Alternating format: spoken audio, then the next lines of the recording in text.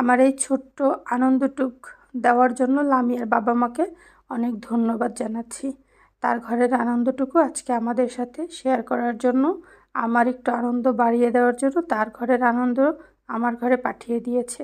কাদের কথা বলছি আপনারা হয়তো বুঝতে পারতেছেন না, তাই তো?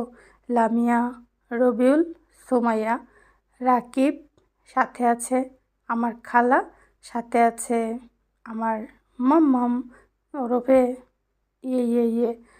যাই হোক, আমরা সবাই মিলে আজকে একসঙ্গে ইফতার করব। আলহামদুলিল্লাহ, সবাই মিলে ইফতারি করব। আলহামদুলিল্লাহ, যা দিয়ে করি, যেভাবে করি, সব কিছুই আল্লাহর রহমত। মানে প্রথম রোজাটা সবাই মিলে একসাথে আনন্দ করে ইফতার করতে পারতেছি, এটা আল্লাহর কাছে লক্ষ কোটি শুকরিয়া। সবাই আমাদের জন্য দোয়া করবেন। সবাই ভালো থাকেন, সুস্থ থাকেন। চলেন রবিউলের কাছে একটা কথা শুনে আসি। রবিউল, বসে আছো কেন? খাও ভাইয়া, খাও।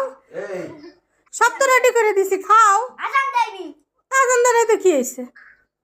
আজান না দিলে খাওয়া যাবে না?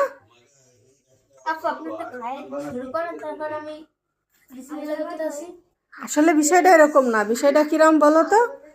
খাবার আছে, কিন্তু আল্লাহর হুকুম ছাড়া আমরা খাবো না। না, আমরা তো আল্লাহরে ভয় করি না। হ্যাঁ, বাসি দে তো, তাই না? আমি কি বাসি দেবো নি ফুটরু? তাহলে তো একটা বাসি আগের থেকে করলে কিনে নিয়ে আসতাম।